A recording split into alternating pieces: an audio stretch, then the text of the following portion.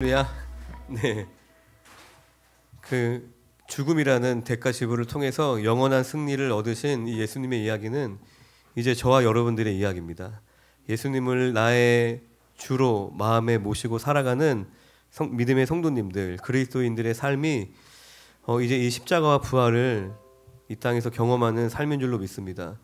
제가 이제 학교 아이들하고 같이 이렇게 하부르타를 하는 시간이 있는데 그 금요일이었어요. 이제 성금요일이라서 예수님 십자가에 달려 죽으시는 책을 쭉 읽어주고 그거에 대해서 이런저런 얘기하다가 너네를 위해서 이렇게 희생하신 분이 계시냐? 주변에 지금까지 살아오면서 누군가가 너네를 위해서 이렇게 희생하신 경험이 있냐? 이제 물어봤는데 저도 이제 생각을 해봤더니 그냥 생각나는 게 한 가지밖에 없더라고요. 그 부모님이 낳아주신 거. 그러니까 이제 가장 너무 흡사한 거예요. 물과 피를 예수님도 쏟으셨는데 우리 또 임신하시는 우리 자매님들도 계신데 출산할 때 물과 피를 쏟거든요. 그리고 임신하는 그 기간도 진짜 고통스럽잖아요. 옆에서 보는 뭐 물론 이제 제가 직접 겪은 건 아니지만 보는 것도 고통스러울 정도로 정말 힘든 시간들을 통과하는데 그런데 그런 동안에는 정말 뭐 물론 이제 후회하진 않겠지만 임신하는 게 참 쉽지 않구나라고 생각을 하다가 나중에 이제 그 출산의 기쁨을 맛보고 나서는 그걸 다 또 잊어버리더라고요. 언제 그랬냐는 듯이 또다시 이제 그 아이를 보고 나서는 또다시 이제 아이를 갖고 싶다고 뭐 이렇게 얘기하는 걸 보면서 참 놀랍다. 이 십자가의 고난이 우리에게 너무나 크게 다가오지만 그 부활의 기쁨이 그것보다 승하구나. 그걸 다 덮고 덮을 만큼 그 놀라운 영광, 기쁨을 우리에게 허락해 주십니다. 우리의 삶에서도 마찬가지입니다. 할렐루야. 아멘. 여러분들이 어느 때를 걷고 있는지 모르시겠지만 분명히 그 부활의 영광, 그 생명, 기쁨을 우리에게 주실 겁니다. 할렐루야. 그것은 예수님이 몸소 우리에게 보여주신 영적인 원리입니다. 또 허나 내가 죽으려 하지 않는다면, 또 대가를 지불하지 않는다면 그 기쁨도 그 영광도 우리가 누릴 수 없는 것이겠죠. 죽기를 마다하지 말고 대가를 치르는 것을 두려워하지 말고 그 부활의 생명과 기쁨을 소망하며 사시는 우리 믿음의 성도님들 되시기를 주님의 이름으로 축원드립니다. 네. 성경적 세계관 왕국 시대를 보고 있습니다. 왕국 시대 중에 이제 분열 왕국 시대를 보고 있습니다. 지난 시간까지 이스라엘이 남과 북으로 나뉘게 된 원인에 대해서 살펴보았습니다.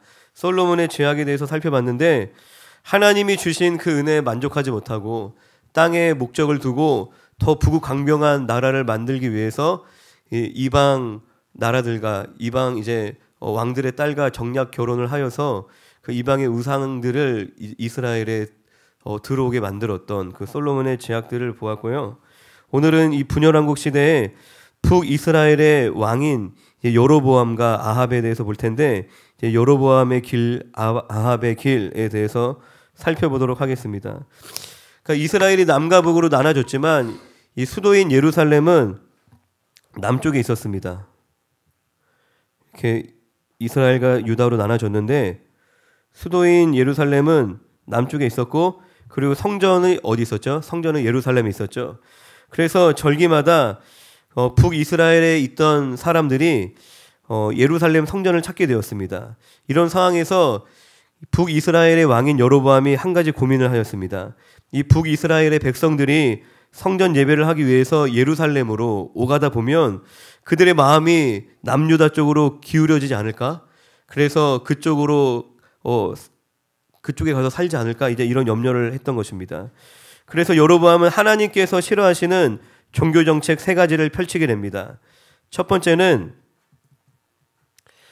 북이스라엘의 이제 베델과 단이라는 지역에 금송아지를 만들고 이 금송아지가 너희들을 애굽에서 건지신 여호와 하나님이다. 이 금송아지 예루살렘 성전까지 갈 거 없어. 이 금송아지 앞에 와서 절하면 여호와 하나님을 우리가 섬기는 것이다라고 이런 헛소리를 했습니다.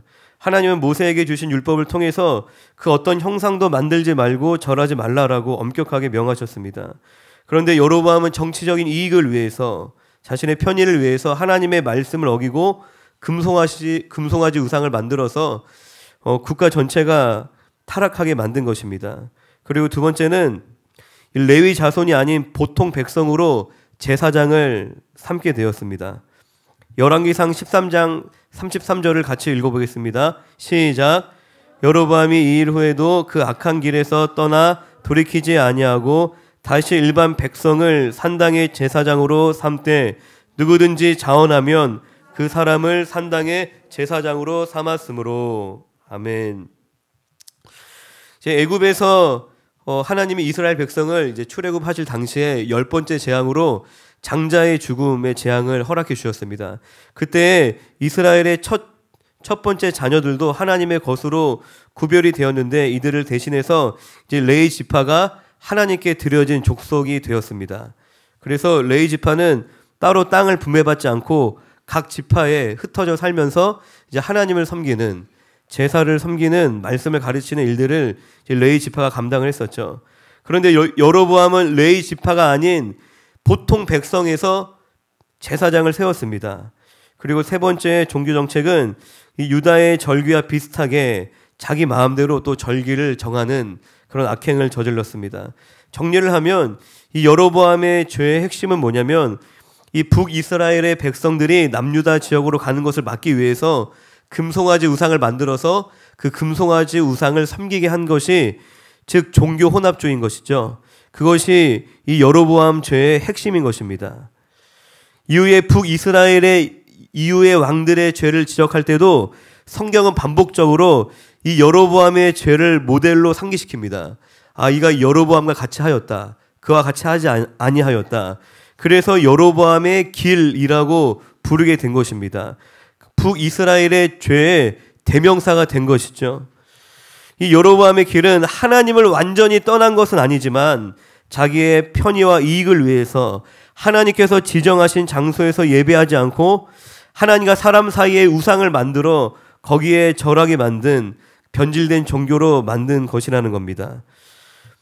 조심스러운 얘기지만 저는 이 시대의 여로보암의 길을 온라인 예배라고 생각을 합니다. 이제 코로나 이후로 이 시대 자체가 이제 비대면 시대에 접어들었죠. 점점 더 그렇게 가겠죠. 그리고 온라인으로 예배를 드리는 것이 이제는 보편화되었습니다. 물론 이제 현장 예배를 우리가 드리지 못할 때에는 그 영적으로 갈급한 성도들이 온라인 예배를 통해서 영적인 목마름을 해결할 수 있었습니다. 그러나 이 온라인 예배가 가져다 준 유익보다 해로움이 더 크다고 생각을 합니다. 사실 인터넷을 통해 예배를 보는 방식은 아주 오래전부터 있었습니다. 그런데 코로나 이후로 무엇이 바뀌었냐면 이 온라인으로 드리는 예배의 비중과 그 예배를 대하는 태도가 크게 달라졌다는 것입니다. 이제 한국 교계에서 영향력이 있는 몇몇 목사님들과 일부 신학자들이 이 온라인 예배가 대면 예배와 동일한 예배다라고 선포를 하였고, 그리고 오히려 제2의 종교개혁이다라고 표현하며 온라인 예배를 매우 긍정적으로 평가를 하는 해석을 내놓았습니다. 그래서 대다수의 교회들은 이 대면 예배 사수를 위한 싸움조차 하지 않고 이 온라인 예배를 받아들이게 되었습니다. 그 결과가 무엇이냐면 코로나가 지나갔음에도 불구하고 많은 성도들은 온라인 예배도 똑같은 예배인데 굳이 힘들게 교회까지 찾아가냐, 꼴 보기 싫은 사람 굳이 볼 필요 있냐, 그냥 집에서 편안하게 똑같은 예배 하나님 받으신다고 하니까 편리한 온라인 예배를 여전히 찾고 있고, 그로 인해 신앙생활은 더더욱 개인화가 되어져 가고 있다는 것입니다. 영상을 통해서 기독교 교육은 가능합니다. 오히려 영상을 통한 교육이 더 효율적일 수도 있겠죠. 그리고 신앙에 대한 다양한 정보를 손쉽게 얻을 수 있는 큰 유익이 있습니다. 그러나 이 영상으로 예배 자체는 사실 불가능한 일입니다. 왜 그렇죠? 예배는 우리가 관람하는 것이 아닙니다. 예배는 우리가 보는 것이 아니라 회중의 일원으로 참여하여서 주님께 경배하는 일이기 때문입니다. 온라인으로는 공동의 신앙 고백을 할 수 있나요? 온라인을 통해서 학습, 세례, 예식 할 수 없습니다. 성찬 예식을 할 수 있나요? 할 수 없습니다. 성도의 교제를 할 수 없습니다. 사실 이 비대면 예배는 예배의 회중으로 우리가 참여하는 것이 아닌 시청하는 것에 불과하다는 것입니다. 그리고 우리가 집에서 예배를 영상으로 보면 그 마음 자세가 과연 예배당에 나와서 드리는 예배만큼 경건하게 되어지던가요? 자신이 하나님 앞에 나왔다는 그 두려운 의식을 갖고 예배에 집중하는 것이 참으로 쉽지 않습니다. 물론 현장에 나와 예배를 드릴 때와 똑같은 마음과 자세로 예배를 보는 사람들도 있을 것이에요. 그것을 부정하진 않습니다. 그러나 그러할지라도 여전히 회중으로 예배에 참여하는 것이 아닌 여전히 시청자로 예배를 보는 것에 불과하다는 것입니다. 그럼에도 불구하고 영상 예배를 드린 성도들도 예배에 참여한 것이라고 눈 감아주고 그들의 양심의 고통을 덜어주는 일이 과연 성도들의 영혼을 위한 일인지 심각하게 고민을 하게 됩니다. 또한 주님이 우리에게 원하시는 것은 형식적인 예배가 아니라 하나님과의 인격적인 만남, 친밀한 교제를 하나님을 사랑하는 것을 우리에게 원하십니다. 그런데 여러분은 정말 사랑하는 사람과 비대면으로 친밀한 교제를 나눌 수 있다고 생각을 하십니까? 이 비대면을 통해서 인격적인 갈망이 채워질까요? 만약에 자녀를 군대에 보냈는데 그냥 영상통화만 하고 안 만나도 괜찮을까요? 부모님의 마음이? 내가 사랑하는 애인이 있는데 영상통화만으로 만족할 수 있어요? 영상통화만으로 그 관계가 깊어질 수 있을까요? 아무리 많은 돈과 시간이 들더라도 직접 만나고 싶을 것이에요. 할렐루야? 뭐 예를 들어서 여자친구에게 보고 싶어 만나자 했는데 아유 힘들게 뭘 오냐, 씻고 나가는 것도 귀찮아, 영상으로 만나자 영상으로만 만나자 그러면 얼마나 서운하겠어요. 이 예배라는 것 자체가 인격적인 대면 행위인 것입니다. 구속받은 주의 백성들이 함께 주님을 대면하여 주님의 은혜를 높이는 행위가 바로 예배인 것입니다.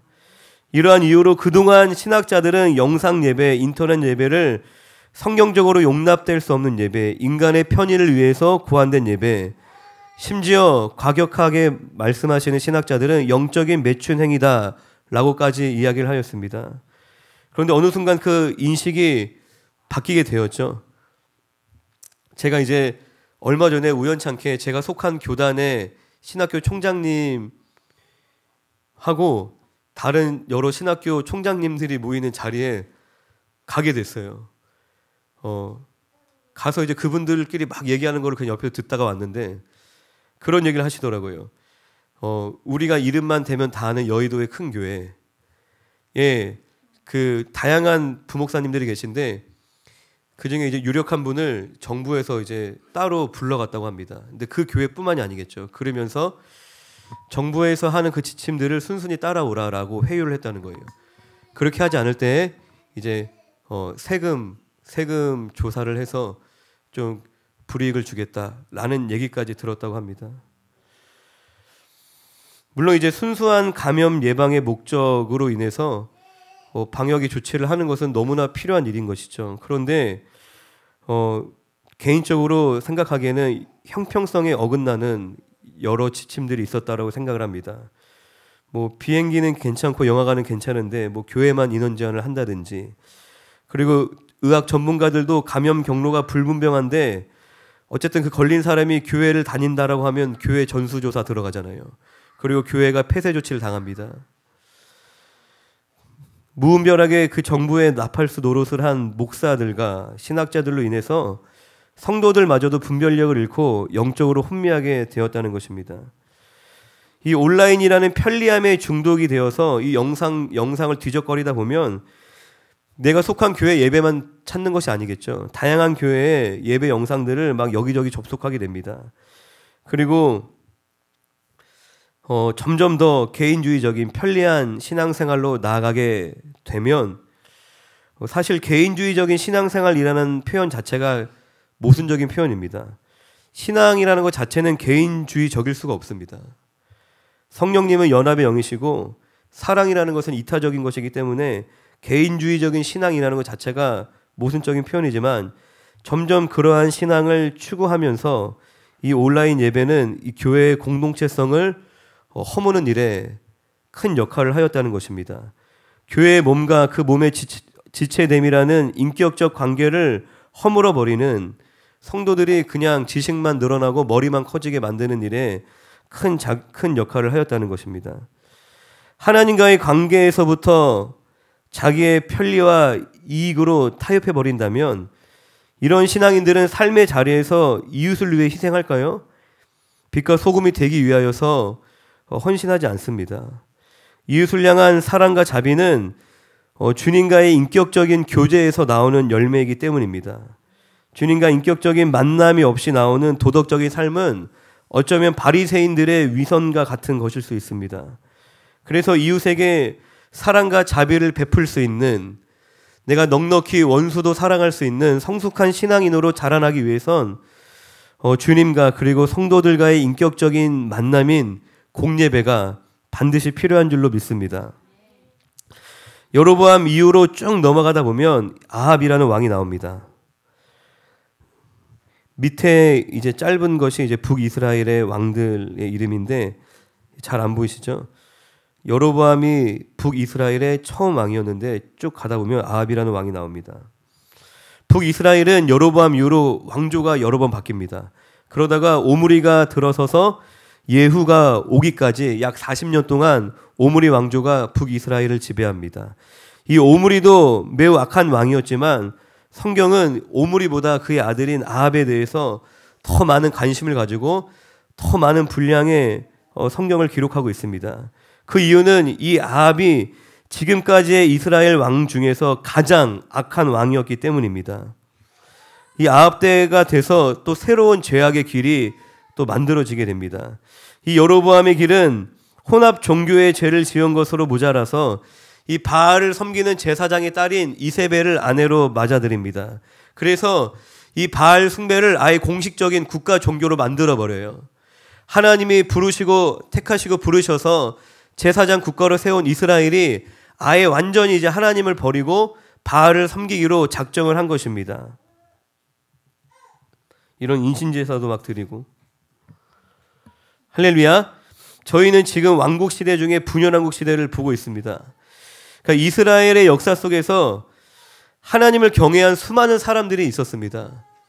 그리고 반대로 하나님을 떠난 수많은 다양한 신분의 사람들이 있었지만 성경은 특별히 이 왕들의 행적을 굉장히 많은 분량을 들여서 기록을 하고 있습니다. 할렐루야. 뭐 사무엘 상하부터 시작해서 열왕기 상하까지 또 역대 상하까지 왕들의 행적을 그 당시에 뭐 다양한 신앙인들이 있었겠죠. 그런데 이 왕들의 행적을 특별히 기록한 이유는 누가 진정한 왕이냐를 거듭해서 하나님은 우리에게 보여주고 계신 것입니다. 눈에 보이는 인간이 왕이 아니라 그 눈에 보이는 인간 권세자가 너희들의 운명을 결정하는 것이 아니라 보이지 않는 하나님이 진정한 왕이시고 우리의 생사화복을 주관하신다라는 그 메시지를 반복적으로 우리에게 말씀을 해주시는 것입니다. 할렐루야. 우리가 주님을 왕으로 인정하는 것이 신앙생활의 출발입니다. 그리고 신앙생활의 결론인 것이에요. 하나님의 아들이신 예수님이 그리스도로 오신 이 신약 시대에도 여전히 누가 왕이냐가 영적으로 가장 민감하고 중요한 문제라는 것입니다. 하나님과 나와의 관계에서 이 권위의 문제가 해결되지 않으면 신앙생활 자체가 가능하지 않다는 것입니다. 종교생활일 뿐인 것이에요. 예수 그리스도는 우리의 원죄와 모든 죄를 씻으신 대제사장으로 이 땅에 오신 것뿐만 아니라 만왕의 왕으로 이 땅에 오셔서 사탄의 머리를 박살내셨습니다. 예수 그리스도를 영접한 저와 여러분은 이제 예수님을 나의 삶의 왕으로 고백하며 살아가는 하나님 나라의 백성인 줄로 믿습니다. 이 왕이신 예수님의 통치를 받으며 살아간다는 것은 매우 구체적인 것입니다. 그리고 매우 실제적인 것이에요. 막연한 것이 절대로 아닙니다. 그리고 우리의 구원과도 연결되어 있는 것입니다. 마태복음 7장 21절부터 23절까지 말씀을 우리 함께 읽어보도록 하겠습니다. 시작.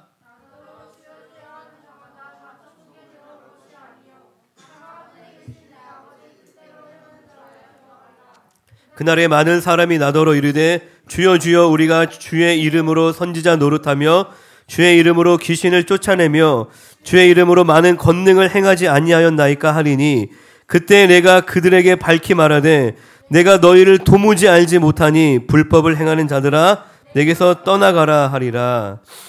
마태복음 7장 21절에선 주여 주여 라고 입술로 고백은 하지만 그렇게 한다고 해서 모두 천국에 들어가지는 않는다라고 말씀을 하고 계십니다. 진정한 믿음의 성도는 입술로만 주여 주여 하는 자들이 아닙니다.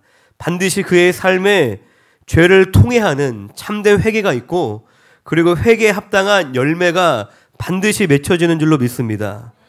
바로 앞구절에는 이 열매는 행위죠. 이 삶을 통해서 이 사람이 좋은 나무인지 나쁜 나무인지 알 수 있다라고 이야기를 하고 있습니다.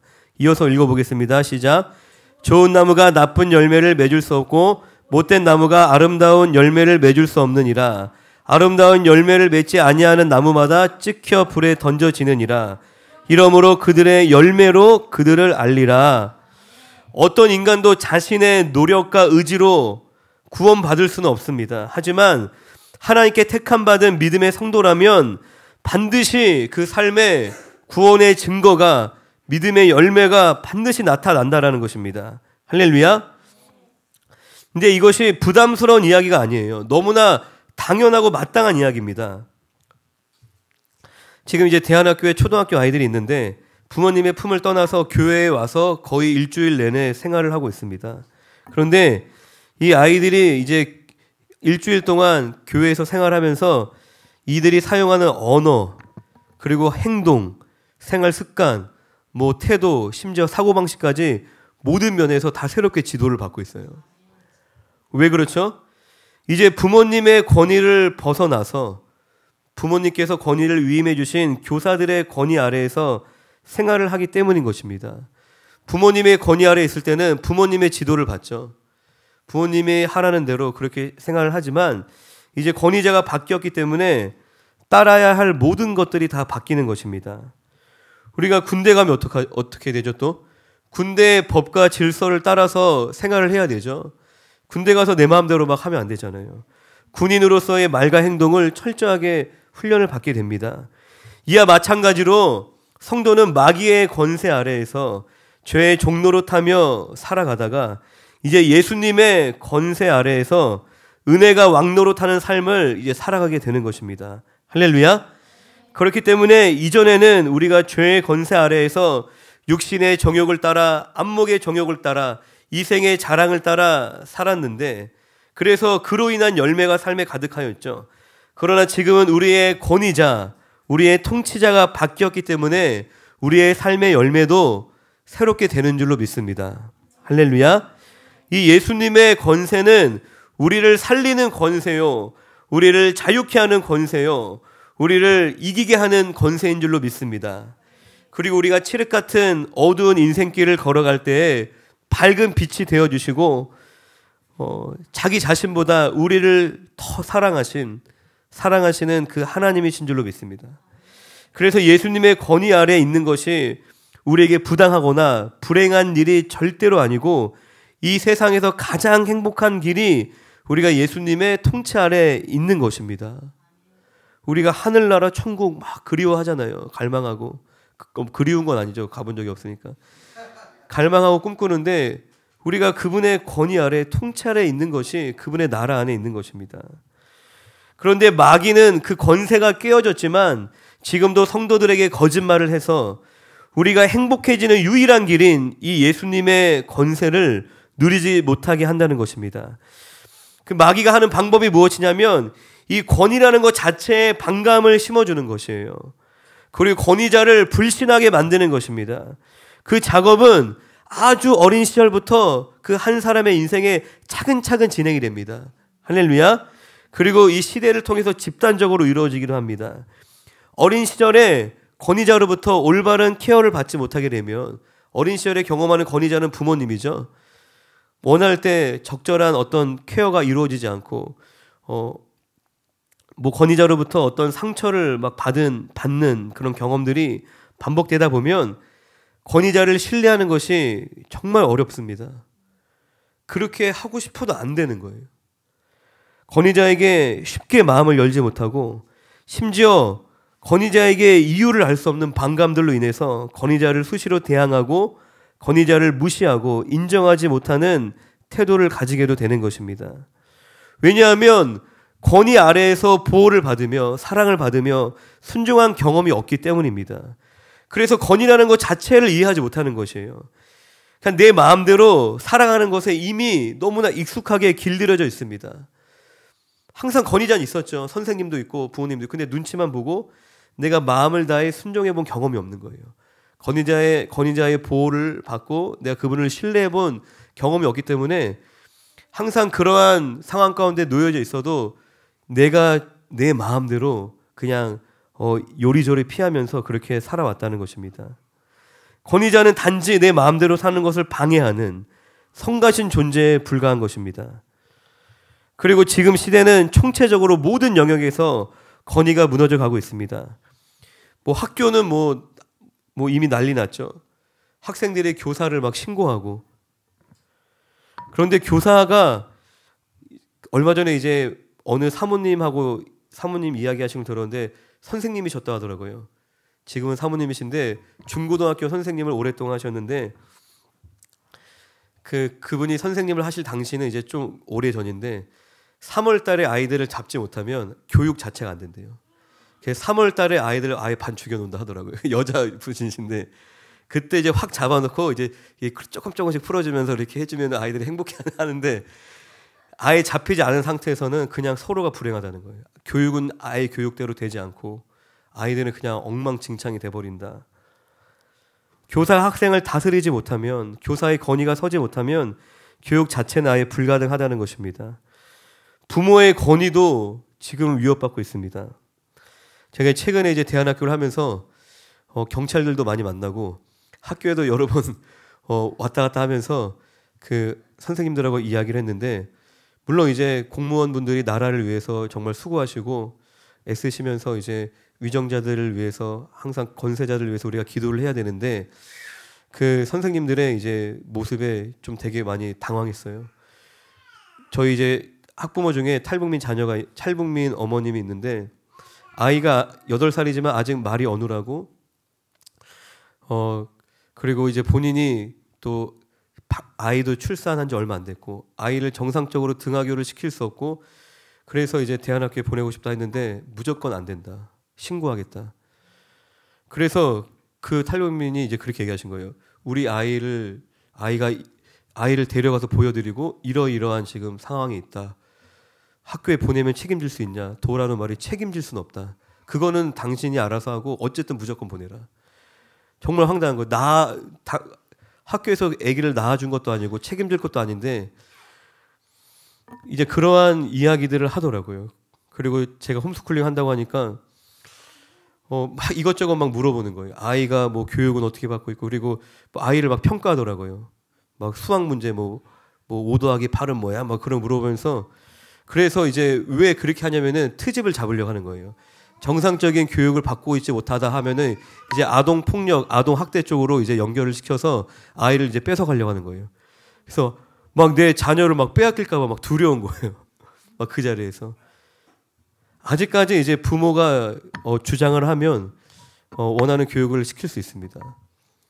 근데 아이를 막 따로 막 데려가서, 그 8살밖에 안 된 아이를 데려가서 뭐 집에서 홈스쿨링 하면서 아빠가 때린 적 있냐?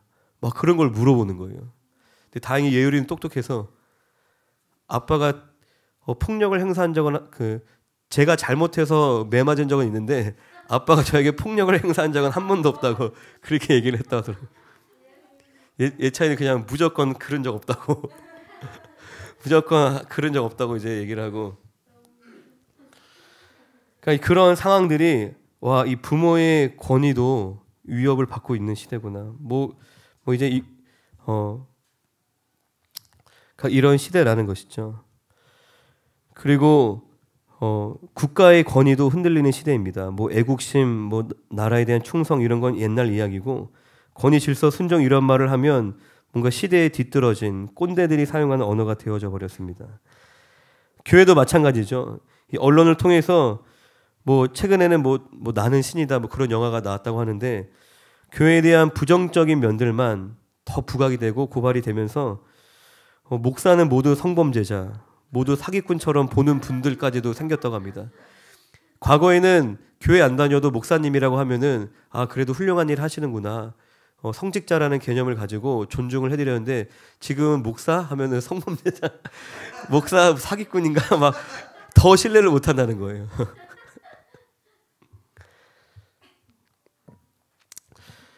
그런데 이제 얼마 전에 그 목사님들이 모이는 모임을 하면서 이제 어느 목사님이 해주신 얘기를 듣고 참 마음에 와닿는데 그 굉장히 큰 교회 목사님이세요, 그분은. 근데 원로 목사님, 이제 아버님이 그 교회를 개척하시고 그 자녀들이 목사님으로 이렇게 섬기시더라고요. 담임 목사님도 하시고 부목사님도 하시고. 근데 그 목사님이 그 어느 아이 한 명을 얘기해 주는 거예요. 막 아이들 얘기가 막 나오다가 교회에 너무 막 귀한 애가 있다는 거예요. 그 남자 아이인데 딸 가진 그 교회 권사님들이 그 걔 차지하려고 막 서로 싸운대요. 그 남자. 그런데 그 남자 아이에 대해서 그 목사님이 딱 관찰한 걸 얘기해 주시는 거예요. 그 원로 목사님이 아이들을 모아놓고 뭐 고3들 뭐 큰 교회니까 뭐 고3들 막 따로 모아놓고 좋은 얘기를 많이 해주시잖아요. 근데 애들은 다 듣고 그냥 다 흘리잖아요. 보통 듣고 아 그렇구나. 그런데 그 애는 그 얘기대로 그냥 한다는 거예요. 뭐 군대를 먼저 가라. 뭐 군대를 가고 뭐 그냥 그런 구체적인 것들을 뭐 그런 것들을 그냥 그 아이는 항상 순종을 하더래요. 그랬더니 그 아이의 가정은 교회에서 마련해준 사택에 살 정도로 매우 가난한 집이었음에도 정말 하나님 은혜로 막 장학금 받고 또 세상에서 영향력 있는 삶으로 지금은 잘 살아가고 있다라는 이야기를 이제 해주셨습니다. 어쨌든 그 권위를 무너뜨리는 이유가 뭐죠? 질서를 파괴하는 이유가 뭐죠? 순종하지 못하게 하려고 하는 거죠. 그 영향력이 미치지 못하게 하는 거. 부모의 영향력이 자녀에게 미치지 못하게, 선생님의 영향력이 학생에게 미치지 못하게, 목회자의 영향력이 성도들에게 미치지 못하게 다 그 관계를 깨트려 놓는 것입니다. 물론 권위만 내세우는 권위주의는 잘못된 일이지만 이 권위라는 것 자체는 매우 중요한 것입니다. 어느 조직이든 권위가 무너지면 그 조직 자체가 무너지게 되는 것입니다. 뭐 쉽게 생각을 해서 리더가 있는데 구성원들이 리더의 말을 아무도 따르지 않는 거예요. 다 자기 소견에 오른 대로 행동한다면 그 조직은 이미 무너진 것이죠. 조직이라고 말할 수 없는 거죠. 콩가루가 되는 것입니다. 군대에서 병사들이 지휘관의 말을 듣지 않고 자기 마음대로 싸워. 그렇다면 그 전쟁에서 승리할 수 있을까요? 절대로 승리할 수 없습니다. 뭐 람보라는 영화 아시나요? 람보? 그런 영화처럼 혼자서 막 할 수 있는 게 아니잖아요. 내가 아무리 믿음이 좋고 능력이 있다고 해서 내가 혼자 교회를 세우고 내가 혼자 영적인 전쟁에서 승리할 수 있는 것은 절대로 아닙니다. 교회는 오히려 이런 잘난 사람들 때문에 어려움을 겪기도 합니다. 내가 가장 믿음이 좋고 내가 가장 영적이라고 생각하기 때문에 오히려 더 순종하지 못하고 더 하나가 되지 못한다는 것입니다. 그리스도의 교회는 겸손하게 순종하며 사랑으로 하나 되기 힘쓰는 성도들을 통해서 세워지는 줄로 믿습니다.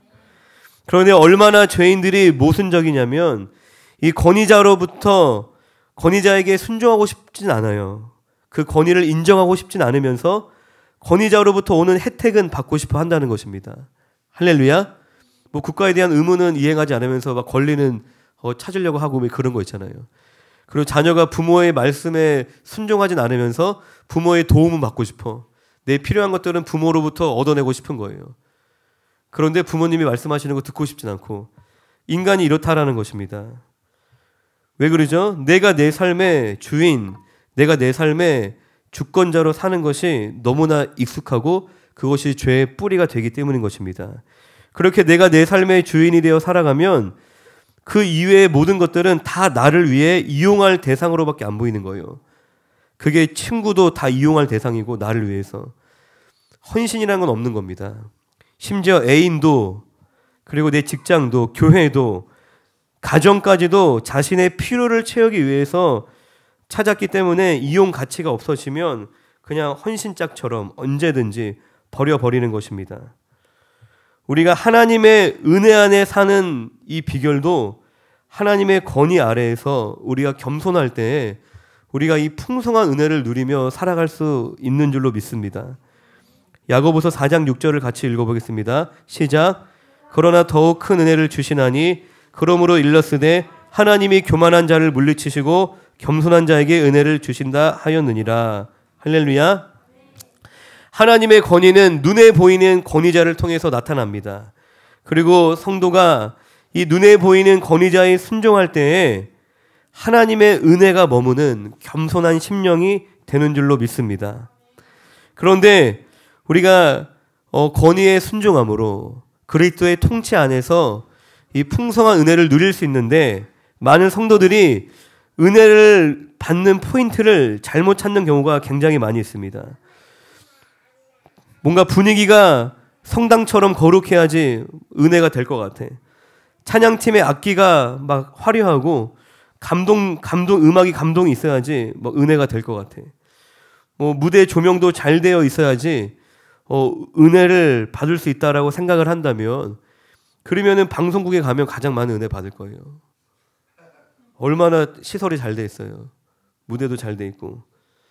물론 그러한 분위기 속에서 받은 은혜를 은혜가 아니다라고 이야기할 수는 없지만, 그 은혜는 감정에 의존한 매우 얄팍한 은혜이라는 것입니다. 이렇게 혼적인 감정에 의존해서 이것이 은혜다 그렇게 인식하려고 한다면, 우리가 살아가는 삶의 자리 어떻죠? 매우 건조하고 삭막하고 치열한 이 삶의 자리에서는 주님의 은혜를 절대로 누릴 수 없습니다. 직장에서 얼마나 스트레스 받아요. 할렐루야. 내가 일하는데 누가 옆에서 찬양 인도해줘요? 피아노 반주 안 해주잖아요. 내가 직장에서 일하면서도 주님과 동행하고 주님 예배하고 주님께 기도해야 되는데, 가정에서 막 육아 애기 토하고 있고 막 오줌 싸고 똥 싸고 있는데, 그런 가운데서도 내가 하나님 은혜 안에서 그 삶을 감당해야 되는데, 학생들은 공부할 때 막 입시에 쪄들고 삶의 현장은 매우 치열합니다. 내가 얄팍한 그 은혜, 감정에 의존한 은혜를 추구한다면 삶의 현장에서 내가 은혜를 풍성히 누릴 수는 없다는 것입니다.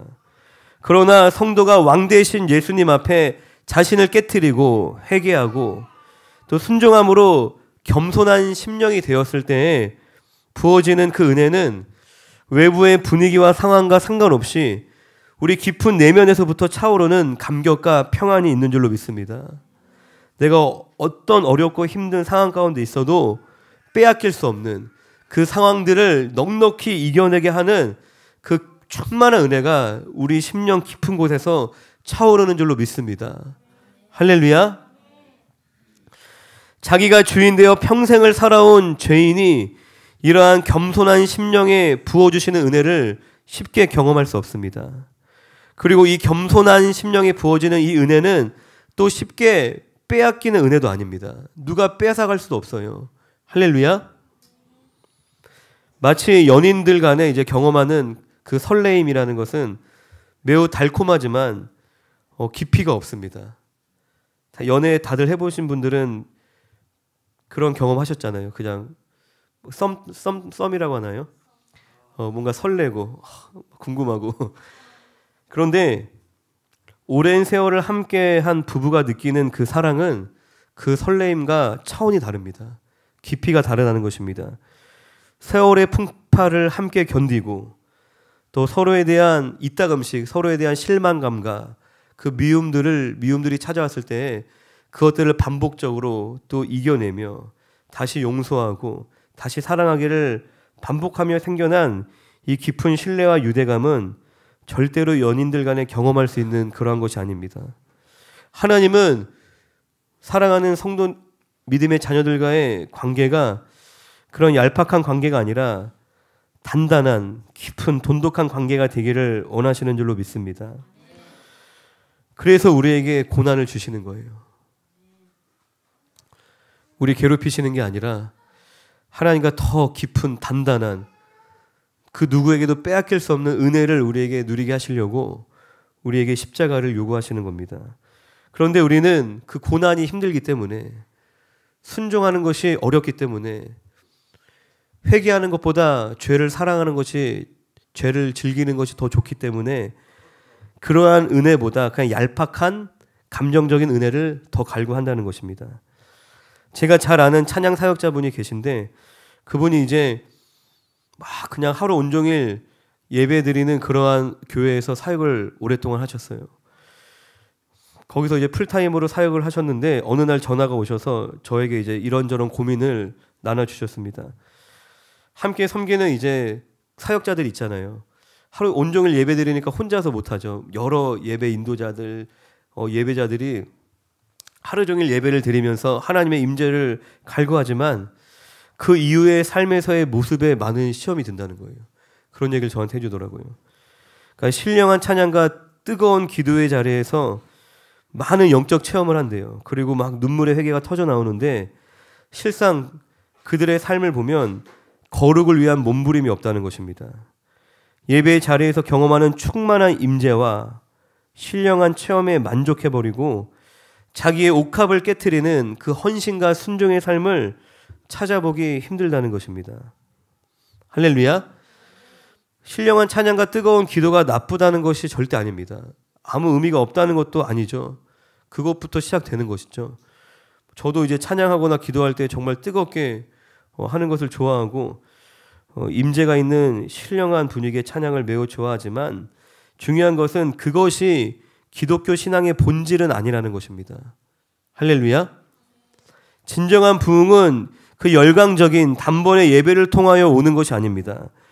입술로만 주여 주여 하는 것이 아니라 누가 나를 보던 보지 않던, 누가 나를 알아주던 알아주지 않던 묵묵하게 하나님 앞에서 회개하고 그분을 나의 왕으로 고백하며 그분의 권위 아래에서 순종하며 살아가는 성도들에게 이 진정한 부흥이 허락되는 줄로 믿습니다. 할렐루야. 우리는 이 감각적인, 감정적인, 허황되고 신비한 영적 체험을 쫓는 치우친 신앙을 경계해야 합니다. 그리고 감정적인 채워짐이나 만족을 갈구하는 이 얄팍한 은혜만을 은혜로 여기는 우리의 그 틀이 깨어져야 합니다. 그렇지 않으면 이 기독교 신앙의 핵심인 십자가를 잃어버리게 됩니다. 계속 인간이 쉬운 것만 찾는 거예요. 이 죽음을 통한 승리라는 이 위대한 역설이 기독교 신앙의 본질인 줄로 믿습니다. 이것을 우리가 놓치는 그 순간에 어느 순간 신앙생활은 자기의 만족으로 전락을 해버리고 그리고 손쉬운 은혜를 갈망하는 얄팍한 믿음에 우리는 머무르게 되어버린다는 것입니다. 주님이 달리신 그 십자가에는 감동적인 음악도 없고 뜨거운 임재도 없고 신령한 영적 체험도 없습니다. 주님이 달리신 그 십자가에는 오직 멸시와 조롱과 채찍질과 무죄한 자의 죽음뿐인 것입니다. 그러나 그 안에 진정한 생명이 있고 그 안에 진정한 은혜가 있고 그 안에 진정한 부흥이 있는 줄로 믿습니다. 할렐루야. 우리 시간에 합심하여서 같이 좀 기도하기를 원합니다.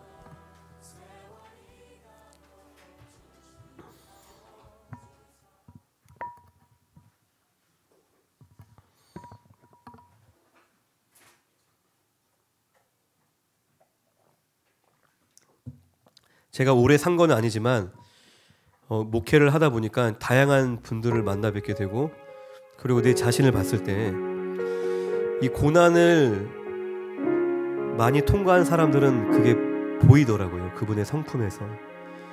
근데 이분이 아무리 능력이 있고 뭔가 뛰어나 보여도 많은 고난을 통과하지 않은 사람은 또 그게 보이더라고요. 그래서 저희 자녀들에게도 어릴 때부터 많은 고난을 줘야겠다. 근데 고난이 다른 게 아니에요. 뭐 가난해지고 사고당하는 것이 아니라 자기를 부인하는 것입니다. 죄인이 내 멋대로 살면 어떻게 되겠어요? 그 인생이. 죄인이 자기가 원하는 대로 마음껏 살아가면 그 인생은 불행해지는 것입니다. 망가지는 것입니다. 여러분들 지금 처해진 그 상황이 너무 캄캄하고 끝나지 않을 것처럼 이 어려움이 너무나 긴 터널처럼 절망스럽진 않습니까? 주님이 나를 떠나신 것 같기도 하고 내 마음에 뭔가 채워지지 않는 막 갈급함이 있을 수도 있습니다. 하지만 어둠이 짙을수록 광명은 더 밝게 떠오르는 줄로 믿습니다.